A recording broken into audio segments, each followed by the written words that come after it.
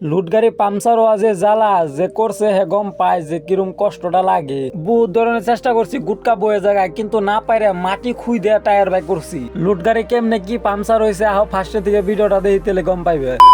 Hello, আমি মঞ্জিত, সবের welcome জানাই আমার নতুন আর একটা ব্লগে। কথা হয়েছে আজকে আইসি আমগো বলডা লুট দিবার লিগে। গাইস বলডা লুট দিবান সে কত গাড়ি পার্কিং এ রাখে, রাস্তার কাম এমনি রিক্স বেশি। যদি কোনো মতে বলডার একটা গাড়ির উপরে পড়ে তে গুতা যে কতটি খান নাকবো আর পয়সা যে কতটিয়া ভরা নাকবো তার কোনো মানে কল্পনাই করা পারি না। হ আসরি দুনবিধি তামাম স্পিড গাড়ি লুট দিছে। মানে গাইস অল্প আগে দেখছি খালি গাড়ি আধা গাড়ি, ও না এদিকে গাড়ি লুট হওয়ার পরে গাড়ি দুইটা যাওয়া দিলাম রুমে মুগি, কারণ বহুতটি কাপড় ভিজাই থইছিলাম, কাপড় দি ধোয়ান নাকবো আবার। আর সকাল সকাল যাই বলডার ডিলুর দিছে, এটি যাইবো রং জাংফুং পুরান ক্যামে, যেটারে নিয়ে কয় মেঘালয়ের ভূগোলে যে ক্যামটা হে ক্যামে জেনে নিয়ে কাকারা বর্তমান কাম করবানছে হে ক্যামে যাইবো বলডার ডি। আমি গাড়ির থেকে নাইমে বাই বাই দিয়ে দিলাম, কারণ আজকে ওরা বহুত দূর যাইবো, ওখান আমার এন থেকে আইটা আইটা জান নাকবো। গাইস তোমরা ভাববানছো আমি কাপড় ধোয়া বাদ দিয়ে টায়ার কিনে খুলবানছি। ফোন মারছে লুট গাড়ি বলে পামচার হয়েছে, কৌছে একটা জ্বালা না এ পামচার হয়েছে কোনো ব্যাপার না, কিন্তু স্পিয়ার টায়ারও বলে নাই। কৌছে হন তো কি রুমটা লাগে, কি আর করা যায়, বেলেগ গাড়ির থেকে টায়ার খুলে হন নিয়ে যান লাগবো। টায়ার মারে খুলে